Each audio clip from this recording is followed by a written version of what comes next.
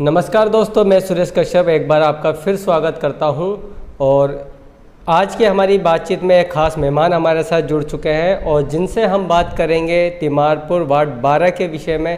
Timarpur ward 12 में आमतौर पर बहुत सारी राजनीतिक गतिविधियां चलती रहती है, जिसमें कई बार आम आदमी पार्टी और कांग्रेस को लेकर कई सारी तकरारें देखने को मिलती है। लेकिन सवाल उठते हैं कि तिमारपुर बीजेपी को लेके लोगों के अंदर हमेशा से असमंजस बना रहता है कि तिमारपुर मंडल आखिर क्या कर रहा है और जनता की समस्याओं पे तिमारपुर बीजेपी क्या कहना और क्या करना चाहती है। तो इसी सिलसिले में हम आ पहुँचे हैं उत्तर पूर्वी जिले से प्रवक्ता के पद पर अरविंद भाटी जी के पास। अरविंद भाटी जी एक पुराने कार्यकर्ता बीजेपी के रहे हैं, काफ़ी सक्रिय रहे हैं और स्थानीय नागरिक भी हैं गांव वजीराबाद के। तो आइए उनसे बातों का सिलसिला शुरू करते हैं और जानते हैं इन सभी मुद्दों पर उनका क्या कुछ कहना है। स्वागत है आपका। नमस्कार, आपका धन्यवाद। जानना चाहेंगे, तिमारपुर क्षेत्र के अंदर अक्सर लोगों की बातें रहती है कि बीजेपी तिमारपुर मंडल जनता की समस्याओं पे खामोश रहता है और ज़मीनी स्तर पे नहीं देखा जाता, क्या कहेंगे? देखिए, सबसे पहले मैं आपका तिमारपुर मंडल और इस क्षेत्र के समस्त निवासी की ओर से आपका स्वागत करता हूं कि आपने क्षेत्र की समस्याओं को निरंतर उठाया है, निष्पक्ष ढंग से उठाया है और आगे भी आप इस तरह की निष्पक्ष निडर पत्रकारिता करते रहेंगे। जहां तक भारतीय जनता पार्टी तिमारपुर मंडल का विषय है, आपने जैसा अभी कहा कि तिमारपुर मंडल इस मामले में किस तरह से अपनी भूमिका निभाता है, तो मैं आपको बताना चाहूँगा कि भारतीय जनता पार्टी का जो संस्कार है उसके अंदर प्रचार को महत्व नहीं दिया जाता। भारतीय जनता पार्टी का प्रत्येक कार्यकर्ता अपने क्षेत्र के लिए, अपने क्षेत्र की जनता के लिए जो उससे बन पड़ता है वो करता है। चाहे क्षेत्र की समस्याओं के विषय में आप कह लें, क्षेत्र के अंदर जब जब भी जो समस्याएं खड़ी होती हैं, भारतीय जनता पार्टी का हर एक कार्यकर्ता उनको अपने ढंग से क्षेत्र में उठाता है। जैसे कि अभी मैं पिछले दिनों आपको बताऊं कि जल भराव की समस्या से क्षेत्र जूझ रहा है और लगातार आप देखेंगे कि भारतीय जनता पार्टी के कार्यकर्ताओं द्वारा बार बार लाइव भी किया गया है, संबंधित अधिकारियों से शिकायत भी की गई है और आगे भी मैं ये कहता हूँ कि इस विषय में भारतीय जनता पार्टी का संघर्ष जब तक जारी रहेगा, जब तक कि क्षेत्र इन समस्याओं से ऊपर उठ नहीं जाता। अरविंद जी, पिछले 7 सालों में देखे जाएं तो बीजेपी के सांसद हैं उत्तर पूर्वी दिल्ली से मनोज तिवारी जी। उपलब्धियों की बात करें तो सांसद मनोज तिवारी जी को जनता ने चुना, तो तिमारपुर क्षेत्र के लिए क्या कुछ उन्होंने ऐसा किया, क्या बताना चाहेंगे कि उनके आने से क्षेत्र के लोगों को क्या फ़ायदा हुआ? देखिए, सबसे पहले तो मैं आपको एक बात बताना चाहूँगा कि हर प्रतिनिधि का अपना अपना एक क्राइटेरिया होता है। सांसद जी का क्षेत्र बहुत बड़ा है, सांसद जी का फंड विशेष मदों में ही लग सकता है। अब आपने जैसे तिमारपुर का जिक्र किया अपने इस इधर का, तो मैं आपको बता दूं कि उन्होंने हमारे क्षेत्र के लिए, जो कि कभी भी मुझे तो लगता नहीं कि संभव था, क्योंकि पिछले 60 सालों में ये संभव नहीं हो पाया, उन्होंने सेंट्रल स्कूल की सौगात हमारे क्षेत्र को दी है। और बीच में थोड़ी समस्याएं थी, लाइट की बहुत बड़ी समस्याएं आई, तो उन्होंने अपना फंड रिलीज़ करके हाई मास्क लाइट क्षेत्र में लगवाई। लेकिन अरविंद जी, जल भराव की अब ये बात की कि आपने मुद्दा उठाया, तो ऐसा नहीं लगता काफ़ी देरी के बाद आपका ये मुद्दा उठा? आपने फ्लड डिपार्टमेंट के नालों के लिए जिक्र किया सोशल मीडिया पे कि उनकी कमी है, लेकिन जब करना चाहिए था उस समय खामोशी थी। अब जब जल भराव पूरे क्षेत्र में हो गया तब जाके आप अब इस मुद्दे को उठा रहे हैं।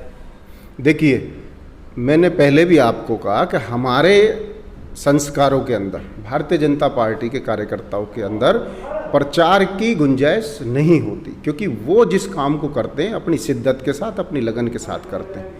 और ऐसा नहीं है कि ये जल भराव की समस्या को लेके हमने इस आवाज़ को नहीं उठाया, लेकिन ये काम जिन जनप्रतिनिधियों का, जिन एजेंसियों का है, आप उनसे सवाल करिए कि उन्होंने ये क्यों नहीं किया। जल भराव की समस्या जैसे ही खड़ी हुई, काम था उनका, उन्होंने नहीं किया। और जब इस समस्या का सामना हुआ तो भारतीय जनता पार्टी ने इसको खुले मंच से उनको चेताया है कि या तो वो इस समस्या से इस क्षेत्र का निदान करा दें, वरना उनके खिलाफ प्रदर्शन किए जाएंगे। तो अरविंद जी, गांव वजीराबाद क्षेत्र की बात करें जो तिमारपुर वार्ड का एक हिस्सा है, यहाँ पे बहुत बड़ी संख्या में अल्पसंख्यक समुदाय रहते हैं। शिकायत मिली है कि कभी भी बीजेपी के कार्यकर्तागण या पदाधिकारी उस हिस्सों में नहीं जाते हैं, जबकि 2 मौतें हो चुकी हैं जल भराव की वजह से, तो कोई भी संवेदना प्रकट करने के लिए कोई वहाँ नहीं पहुँचा। क्या कहेंगे इस पर? देखिए, मैं आपको बता दूं कि ये आरोप आपका बिल्कुल निराधार है। भारतीय जनता पार्टी कहीं भी किसी भी तरह का कोई भेदभाव नहीं रखती है। भारतीय जनता पार्टी के लिए समस्त क्षेत्रवासी, चाहे उसमें अल्पसंख्यक हो, बहुसंख्यक हो, भारतीय जनता पार्टी ने कभी भी इसको जातिगत तरीके से नहीं देखा, क्योंकि Bharatiya Janata party vote bank की राजनीति नहीं करती है। ये उन लोगों से सवाल करिए जो वोट की खातिर अपने आप को सीमित कर देते हैं। जहाँ वोट वहीं काम। भारतीय जनता पार्टी के शासन में आप देखिए, कहीं भी जाकर के देखिए, कहीं किसी तरह का कोई भेदभाव नहीं किया जाता। तो आपको नहीं लगता गली नंबर 9 में जो दुर्दशा इस समय चल रही है, सबसे ज़्यादा जल भराव से वहाँ पीड़ित हैं लोग, लेकिन उसके बावजूद भी देखा जा रहा है तो कांग्रेस की निगम पार्षदा और आम आदमी पार्टी के विधायक एक दूसरे को नीचे दिखाने का काम तो कर रहे हैं, लेकिन जनता आज भी पीड़ित है। कैसे मिलेगी उन्हें इन समस्या से? देखिए, ये जनता को समझना पड़ेगा। जनता को ये समझना पड़ेगा कि साहब, राजनीति को जातिगत तरीके से ना देख के विकास के तरीके से देखा जाएगा, तो मैं समझता हूँ कि अपने आप इन समस्याओं का निदान हो जाएगा। अरविंद जी, गांव वजीराबाद एक शहरीकृत गांव की श्रेणी में तो आता है, लेकिन बड़ा अफसोस होता है कि यहाँ पे ग्राम सभा की ज़मीन है ही नहीं, और अगर है तो वो भी कहीं ना कहीं आज कब्जा युक्त हो चुकी है। तरह तरह की बातें और आश्वासन आते गए, मिलते गए, एसडीएम आए, दौरे हुए, लेकिन उन ज़मीनों को लेकर आज भी संशय बना हुआ है कि वो कैसे खाली होगी, कैसे जनता को सुविधा मिलेगी इस क्षेत्र के अंदर। देखिए, मेरा तो सिर्फ इतना कहना है कि ये सारी बातें क्षेत्र की तरफ से मैं कह सकता हूँ, बाकी हमारे अधिकार क्षेत्र में नहीं आती, क्योंकि सरकार दिल्ली में आम आदमी पार्टी की सरकार है और रेवेन्यू डिपार्टमेंट टोटली उन्हीं के अंडर आता है।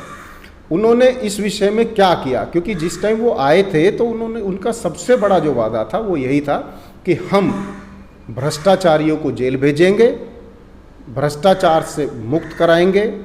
आज मुझे लगता है कि सबसे ज़्यादा भ्रष्टाचार अगर कहीं है तो आप देखिए दिल्ली सरकार के अंदर है। दिल्ली सरकार के अंदर मैं इसलिए कह रहा हूँ कि उन्होंने कागजों में जितने भी नाले थे फ्लड के सब साफ करा दिए, और आप ज़मीन पे उतर करके देखिए पूरी दिल्ली त्रहिमाम कर रही है, पूरी दिल्ली डूबी हुई है साहब। एक भी नाले से पानी नहीं निकल रहा है, पंप लगाने पड़ रहे हैं उनको।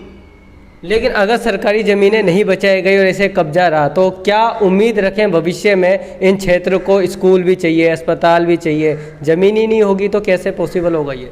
देखिए, मैं तो ये कह रहा हूँ कि जब तक आप किसी भी भ्रष्टाचारी को आप उसके मुकाम तक नहीं पहुँचाएंगे, उसको अंजाम तक नहीं पहुँचाएंगे, जब तक यही यथास्थिति बनी रहेगी।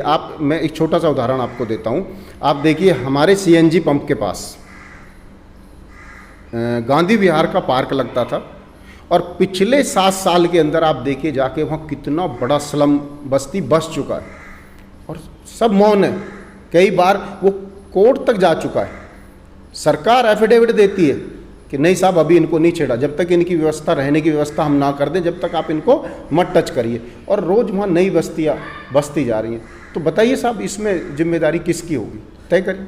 अरविंद जी, आप जानते होंगे, आप बहुत पुराने हैं, यहाँ 20 सूत्री कार्यक्रम के तहत भूमिहीनों को ज़मीन दी गई थी। उस ज़मीन के कुछ हिस्से में कुछ वाल्मीकि समाज के लोग थे जिन्हें मिलनी थी, कुछ कश्यप समाज भी था जिन्हें मिलनी थी, उनको ना मिलके सिर्फ एक समाज के पास ही वो सारी ज़मीन है। आज उस ज़मीनों पे भी काफ़ी शिकायतें, लोगों को उम्मीद है कि भविष्य में उन्हें कुछ मिलेगा, लेकिन पूरी तरीके से वहाँ पे कब्जे चल रहे हैं। क्या कहेंगे? देखिए, मैं किसी भी भ्रष्टाचार का समर्थन नहीं करता। मैं तो सिर्फ कहता हूँ कि इसकी जांच होनी चाहिए, जो वाकई इसके हकदार हैं उनको मिलना चाहिए। और जो केजरीवाल जी ने सबसे पहले कहा था कि मैं भ्रष्टाचारियों को 1 साल के अंदर जेल पहुंचा दूंगा, मैं आपके माध्यम से पूछना चाहता हूं कि आज तक उन्होंने कितने भ्रष्टाचारियों को जेल पहुंचाया? भूमिगत जल को बचाने के लिए केंद्र सरकार, दिल्ली सरकार बड़ी बड़ी बातें करती हैं, लेकिन देखा गया आप ही के अपने क्षेत्र के अंदर यमुना किनारे से बोर करके अवैध रूप से पानी निकाल के दिल्ली मेट्रो को बेचा जा रहा है। खुलेआम टैंकर चल रहे हैं, कोई कार्रवाई नहीं, ना कोई आवाज़ उठाता, ना पक्ष उठाता, ना विपक्ष उठाता। क्या कहेंगे इस तरीके के भ्रष्टाचार पे जो आंखों देखे आंखों के सामने चल रहा है? देखिए, मैं आपको कहना चाहूँगा कि आम जनता को चाहिए पानी, आप पानी दे नहीं पा रहे। जल बोर्ड इस टाइम आप देखिए घाटे में तो है ही है, उसके बावजूद भी ना जल बोर्ड के पानी की सप्लाई होती है। आप बताइए कि अगर पब्लिक को पानी चाहिए, टैंकर से आप पानी देते नहीं हैं, तो वो क्या करेंगे साहब? वो बोरिंग तो करेंगे और क्या करेंगे? आप मुझे बताइए। अगर आप उनको जल बोर्ड का पानी पहुंचा दें जैसा आपने वादा किया था, अगर आप उनको पानी देंगे तो वो काहे को बोरिंग करेंगे? आप मुझे बताइए। अब हर गली के अंदर पानी का प्लांट लगा हुआ है। पहले कहते थे देखिए हम फ्री पानी देंगे, आज मुझे एक घर ऐसा बता दीजिए जिसके अंदर पानी ना खरीदा जाता हो। 20 रुपए की एक कैन, एक बेचारा रिक्शा चलाने वाला भी अगर 20 रुपए की कैन पानी की खरीद के पीता है तो क्या ये विकास है? मैं तो इसको पतन कहूँगा। आपके अपने ही क्षेत्र में ऐतिहासिक राम घाट है, यमुना नदी पे इतना पुराना घाट है, आज वो दूरदर्शन का पूरा केंद्र बन गया है। लाखों श्रद्धालु आते हैं नहाने वहाँ पे, लेकिन उस घाट की दुर्दशा इस कदर कही है तो बहुत ही ज़्यादा दयनीय हालत है। क्या कुछ चल रहा है? और बीजेपी के भी कार्यक्रम हुए थे, तो कहाँ तक पहुँची बात और क्या हो सकता है आगे? देखिए, मैं बार बार आप मुझसे इस वही प्रश्न करते हैं कि जिसका जवाब फिर मुझे घूम के दिल्ली सरकार पे जाना पड़ता है। मैं आपको बताना चाहूँगा कि जितना भी ये एरिया आ रहा है जिसका आप जिक्र कर रहे हैं, ये सारा फ्लड डिपार्टमेंट का एरिया है, दिल्ली सरकार के अधीन आता है। उनका काम है उसको साफ़ करना, स्वच्छ रखना, श्रद्धालुओं के लिए वहाँ सुविधाएँ मुहैया कराना। और अगर उसको वो नहीं कर पा रहे हैं तो हम सिर्फ इतना कहना चाहते हैं, और बार बार इसकी हमने आवाज़ उठाई है। अभी पिछले दिनों भारतीय जनता पार्टी उत्तर पूर्वी दिल्ली के स्वच्छता प्रमुख के द्वारा, हम निजी सामाजिक संस्थानों के द्वारा मिल करके उन घाटों की सफाई का अभियान चलाया गया और उनको साफ किया गया। लेकिन दुर्भाग्य कहेंगे कि जो व्यक्ति इन वादों को करके कि मैं नालों को भी इस कदर बना दूंगा कि आप यमुना में ना जाके नालों में डुबकी मार लेंगे तो आप यमुना जैसा अनुभव करेंगे। आज यमुना मैया जिनकी वो कहते थे कि मैं वहाँ आरती सुबह शाम स्टार्ट कराऊंगा, मैं ये कराऊंगा, आज एक बार भी उन्होंने आकर के संज्ञान नहीं लिया कि यमुना मैया किस स्थिति में। केंद्र के द्वारा दिया गया जितना भी फंड है, बताइए कहाँ गया वो? पूछिए आप उनसे, उनके प्रतिनिधियों से पूछिए आप। प्रतिनिधियों की बात करें, तिमारपुर विधायक ने एक पूरे देश भर में पहला ऐसा विधायक कार्यालय खोला है जो ISO से प्रमाणित है। क्षेत्र में विकास कार्य चल रहे हैं, कितने अच्छे हैं वो विकास कार्य, उस पर आप क्या कहोगे? और कार्यालय पे क्या कहोगे जहाँ जनसेवा केंद्र बहुत जोरों पे चल रहा है? देखिए, मैं आपसे सिर्फ यही कहना चाहूँगा कि मैं नहीं समझ पा रहा हूँ, हो सकता है मेरा ज्ञान कम हो, कि ISO प्रमाणित कार्यालय हो जाने से क्या क्षेत्र की जनता का कल्याण हो जाएगा? करना तो उस विधायक को है जो उसमें बैठ के सिर्फ केक काट रहे हैं। क्षेत्र के काम करने की बजाय, क्षेत्र की समस्याओं पर ध्यान देने की बजाय आप उस ISO प्रमाणित कार्यालय के अंदर केक काट रहे हैं, किट्टी पार्टियां कर रहे हैं। तो क्या ISO प्रमाणित होने से क्षेत्र का भला हो गया या भारत का पहला कार्यालय बन गया? मेरी समझ में ये नहीं आया कि ISO प्रमाणित का फ़ायदा क्या हुआ, ये विधायक जी ही बताएंगे। और विकास कार्य को लेके क्या कहेंगे? बहुत अच्छे दुरुस्त चल रहे हैं विकास कार्य विधायक दिलीप पांडे जी के द्वारा। अब देखिए, प्रत्यक्ष को प्रमाण की जरूरत क्या है? मैं तो कहता हूँ वजीराबाद संगम विहार जिस दयनीय स्थिति से गुजर रहा है, लगभग मुझे लगता है पिछले 30 साल से तो मेरे भी संज्ञान में है कि मैंने ऐसी बुरी स्थिति इस वजीराबाद संगम विहार की कभी नहीं देखी। सारा विकास आपके सामने साहब, आप देखेंगे कि मुझे जहाँ तक, क्योंकि मैं अगर बोलूँगा तो आप बोलेंगे नहीं जी इनका तो काम है, विपक्ष है, ये तो आरोप लगाएंगे। आप मुझे बताइए कि विधायक जी ने कितने दौरे इस क्षेत्र के किए हैं, कितने अधिकारियों को सस्पेंड करा है? आप देख लीजिए, चाहे सीवर का काम चला, सीवर के काम में इतना भ्रष्टाचार हुआ है इतना भ्रष्टाचार हुआ है, वही विधायक जी घर से बैठे बैठे उसी काम का क्रेडिट लेने के लिए कह देते हैं नहीं विधायक जी ने दौरा किया, वो नाली तुड़वाई है जो गलत हो रही थी। अगर वो गलत हो रही थी तो इसमें कहीं ना कहीं विधायक जी पे भी एफआईआर होनी चाहिए थी, क्योंकि उनके द्वारा किए गए काम में भ्रष्टाचार हो रहा है, तो कहीं ना कहीं उन चौकीदार बेईमान है। इतनी प्रमुखता के साथ आपने बात रखी है, लेकिन मैं आपको फिर कहूँगा कि सालों बीत गए और बीजेपी जो इस क्षेत्र में चाहे वार्ड तिमारपुर के निगम पार्षद को लेके बात करें या विधायक को लेके बात करें, तो एक बनवास चलता आ रहा है कि इस क्षेत्र की जनता बीजेपी को हर बार छोड़ती आ रही है। क्या कहेंगे, क्या आने वाले चुनाव, निगम चुनाव के अंदर कुछ संभावना है बीजेपी के लिए? देखिए 7 साल का जो आम आदमी पार्टी का कार्यकाल रहा है वो जनता ने देख लिया है, और अभी भी आज की स्थिति भी ये है कि क्षेत्र की समस्याओं का अंबार कोई व्यक्ति चाहे विधायक हो या उनके अधिकारी हों या उनके कार्यकर्ता हों, किसी का ध्यान समस्याओं पर नहीं है। पूरी तरह से निगम की तैयारी में जुटे हुए हैं।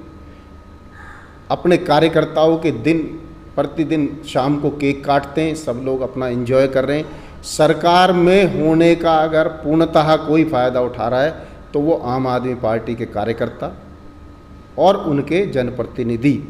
क्षेत्र में आम जनता की समस्याओं से उनको कोई भी मतलब नहीं है, कोई सरोकार नहीं है।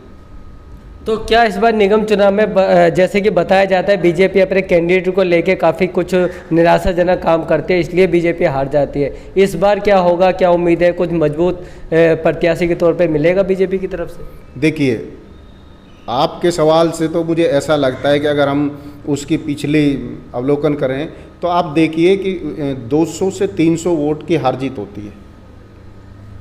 अगर ये किसी भी तरह का आप जैसा बता रहे हैं कि प्रत्याशी के कारण होता है तो ये गलत है।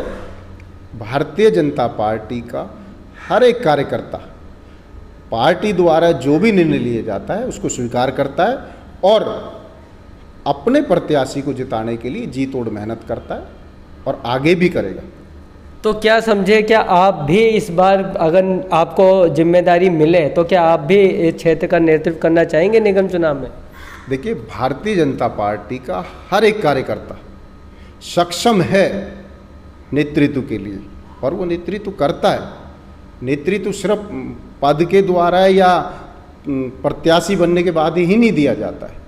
आपने अपने क्षेत्र की समस्याओं को अच्छे से निभाया, आपने अपनी गली जिस मोहल्ले में आप रहते हैं उन समस्याओं को अच्छे से उठाया, उनका समाधान करवाया, तो आप अपने आप में सक्षम हैं, मेरा मानना है। तो आखिरी सवाल पूछूंगा अरविंद जी, ये भी देखा जाता है कि अगर प्रत्याशी अच्छा नहीं मिले तो कई बार अंदरूनी रूप से चर्चा चलती है कि बीजेपी के जो कार्यकर्ता थे उन्होंने दूसरी पार्टी के प्रतिनिधियों को सपोर्ट करके उनको जिता दिया, तो ऐसा भी कुछ चर्चा में जैसा होता है, इसमें कुछ सच्चाई है?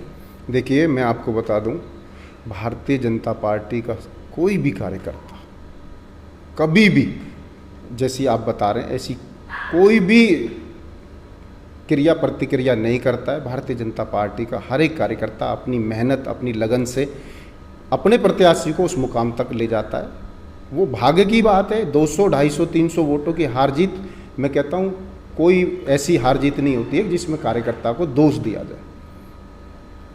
जी, तो बहुत बहुत धन्यवाद अरविंद जी, आपने समय दिया। तो ये थे अरविंद जी जिनके क्षेत्र की सभी समस्याओं पे हमने बात की और उम्मीद करेंगे कि भविष्य के अंदर जिस तरीके से इन्होंने बताया कि भारतीय जनता पार्टी का प्रत्येक कार्यकर्ता क्षेत्र की उन्नति के लिए काम करता है, क्षेत्र के अंदर सभी समस्याओं पर ध्यान है उनका और समय समय पर आवाज़ उठाते हैं, तो आने वाले निगम चुनाव के अंदर चाहे प्रत्याशी कोई भी हो, भारतीय जनता पार्टी इस बार जो 200-300 वोटों से जो हार का प्रतिशत बना रहता है इसको दूर करने में कामयाब होगी और हो सकता है आने वाले समय पे क्षेत्र को बीजेपी का एक नेतृत्व मिले और शायद उसके बाद कुछ अच्छी चीज़ें सामने आए। तो हमारी शुभकामनाएं हैं पार्टी के साथ, अरविंद जी के साथ, और आने वाले समय पे और भी अन्य प्रतिनिधियों से और कार्यकर्ताओं से जो राजनीति से जुड़े उनसे भी हम बातचीत शुरू रखेंगे। तब तक के लिए नमस्कार।